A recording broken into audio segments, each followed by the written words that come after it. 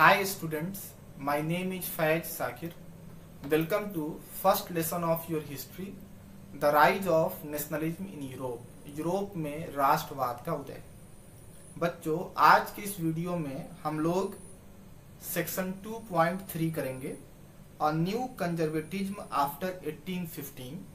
मतलब नेपोलियन जब 1815 में 1815 में जब नेपोलियन की हार होती है, उसके बाद जब कंजर्वेटिव्स पावर में चले आते हैं तो क्या क्या होता है, उसी को हम लोगों को इस सेक्शन में डिस्कस करना है।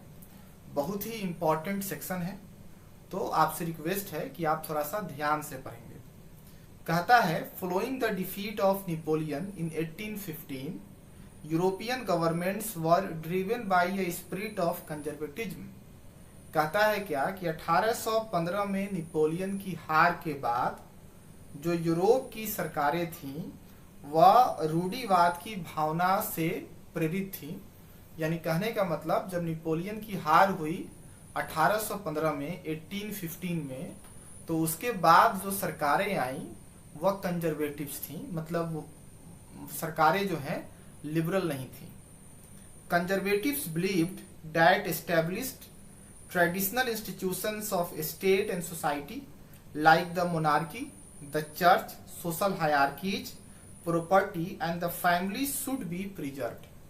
कहता है कि जो कंजर्वेटिव्स जो थे उनका ये मानना था कि जो ट्रेडिशनल इंस्टीट्यूशंस हैं सोसाइटी और स्टेट के, उनको बने रहना चाहिए। उनमें जो है किसी तरह का कोई छेड़छाड़ नहीं होना चाहिए, किसी तरह का कोई बदलाव नहीं होना चाहिए। जैसे उनका मानना था कि डेमोक्रेसी वगैरह का कॉन्सेप्ट नहीं हो, मोनार्की वगैरह हो, राजतंत्र हो, चर्च जो है वह इम्पॉर्टेंट रोल प्ले करे, उसके अलावा सोशल हायरार्कीज हो। मतलब कहने का मतलब समाज जो है वह अलग अलग तबकों में बटा हुआ हो। कुछ लोग जो है ऊंचे हो, कुछ लोग जो है वह नीचे हो। मतलब कहने का मतलब कुछ लोग जो है अरिस्टोक्रेट्स हो, कुछ लोग जो है आप कह सकते हैं कि लो क्लास से बिलोंग करें। उसके अलावा यानी कहने का मतलब ये है कि जो कंजर्वेटिव्स जो थे उनका ये मानना था कि जो ट्रेडिशनल इंस्टीट्यूशंस है स्टेट और सोसाइटी का, उसको बने रहने देना चाहिए।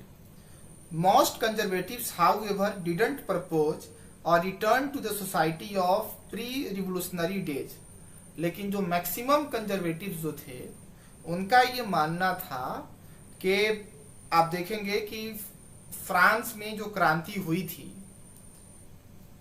जो मैक्सिमम जो कंजर्वेटिव्स थे उनका ये मानना था कि हम लोगों को जो है फ्रांस में जो क्रांति हुई थी 1789 में, उसके पहले वाले दौर में वापस नहीं जाना चाहिए।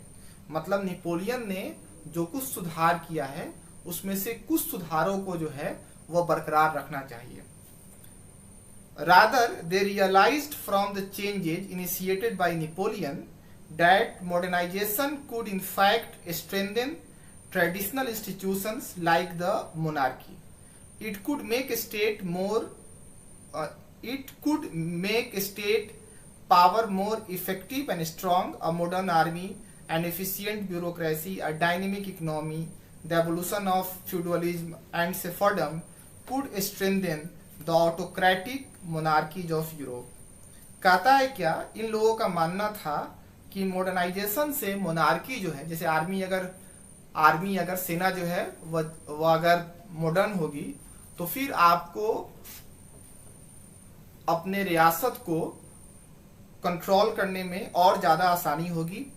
आपका जो राज्य जो है वह और ज्यादा मजबूत होगा। मतलब मोनार्की जो है उसको इससे फायदा होगा।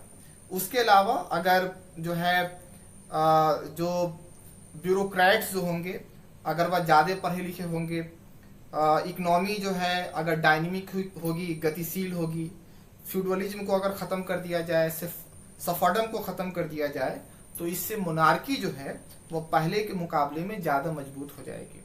तो ये जो पैराग्राफ है उसमें कह रहा है कि नेपोलियन की जब हार हुई 1815 में, तो उसके बाद जो सरकारें आई वह कंजर्वेटिव्स थी। कंजर्वेटिव्स का ये मानना था कि जो ट्रेडिशनल इंस्टीट्यूशंस हैं उनको रहने देना चाहिए, लेकिन जो मैक्सिमम कंजर्वेटिव्स थे उनका ये मानना था कि फ्रांस में जो रिवोल्यूशन हुआ था 1789 में, उसके पहले वाले दौर में जिस तरह का कंजर्वेटिज्म था उस तरह का नहीं होना चाहिए। उनका ये मानना था कि अगर जो है ब्यूरोक्रेसी अगर एफिशिएंट होगी, इकोनॉमी अगर डायनेमिक होगी, फ्यूडलिज्म को अगर ख़त्म कर दिया जाए, बंधुआ मजदूरी सिस्टम वगैरह जो फ्री में जो काम करवाया जाता था अगर उसको ख़त्म कर दिया जाए तो इससे जो है मोनार्की बेहतर होगी, इसमें जो है अहमी लोगों का फायदा है। In 1815 representatives of the European powers Britain, Russia, Persia and Austria who had collectively defeated Napoleon met at Vienna to draw up a settlement for Europe। कहता है कि 1815 में जिन देशों ने नेपोलियन को हराया था, जैसे ब्रिटेन, रसिया, पर्सिया और ऑस्ट्रिया ने एक साथ मिलकर नेपोलियन को हराया था, ये तमाम लोग जो है वियना में मिले, मतलब वियना में इन देशों की मीटिंग हुई।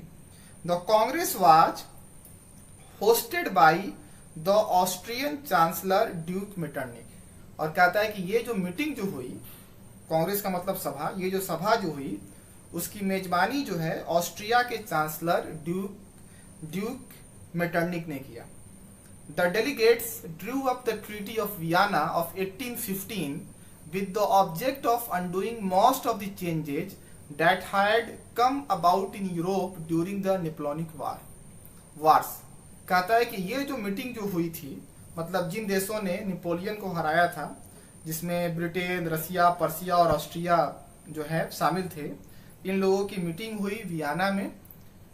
एक ट्रीटी का मतलब होता है समझौता, और आप देखेंगे एक समझौता जो है इन देशों के बीच में हुआ, एक ट्रीटी साइन हुआ।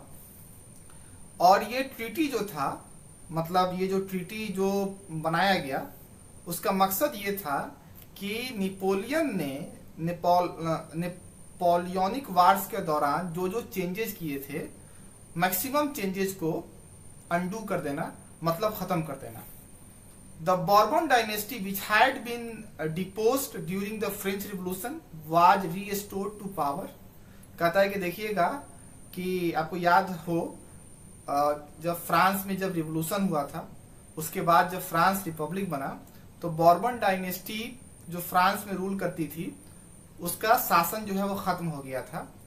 अब 1815 में नेपोलियन की जब हार हुई, उसके बाद जब वियना की जब संधि हुई, तो इस संधि में ये था, इस संधि के बाद जो है बॉर्बन डायनेस्टी को फ्रांस की गद्दी पर फिर से बैठा दिया गया।